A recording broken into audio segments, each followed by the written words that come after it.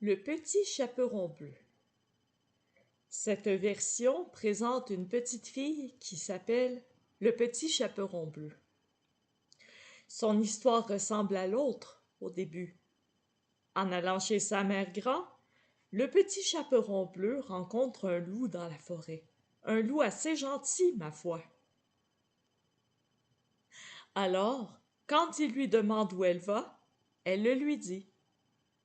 Mais le loup, Filou, qui avait une faim de loup, arrive chez sa grand-mère avant elle, mange la petite vieille, met sa jaquette et son bonnet de nuit, saute dans le lit et attend le petit chaperon bleu. Que voici. On frappe à la porte. Le loup dit: tire la chevillette, la bobinette chère.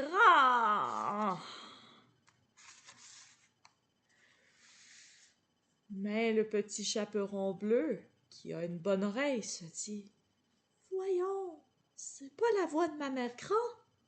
Qui cela peut-il être? Elle tire la chevillette, entr'ouvre la porte. Quelle horreur! Couché dans le lit de sa mère grand, c'est le loup de tout à l'heure.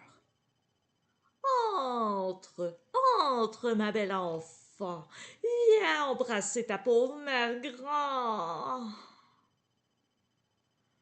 Mais le petit chaperon bleu se dit: ma mère grand, jamais de la vie! Je me fie pas à son bonnet de nuit, c'est le loup. Je le reconnais, je suis pas folle. Je le reconnais à sa gueule, à ses yeux, à sa voix. Approche, approche, ma belle enfant. Mais le petit chaperon bleu ne bronche pas. Elle écoute son cœur, qui bat, qui bat, qui bat, et qui lui dit tout bas, écoute, écoute, écoute, écoute, écoute, écoute, écoute, écoute, écoute ce que tes yeux te disent, écoute, écoute, écoute ce que tes oreilles te disent, écoute, écoute, écoute ce que ton cœur te dit. Va-t'en, va-t'en, et vite, et vite, et vite.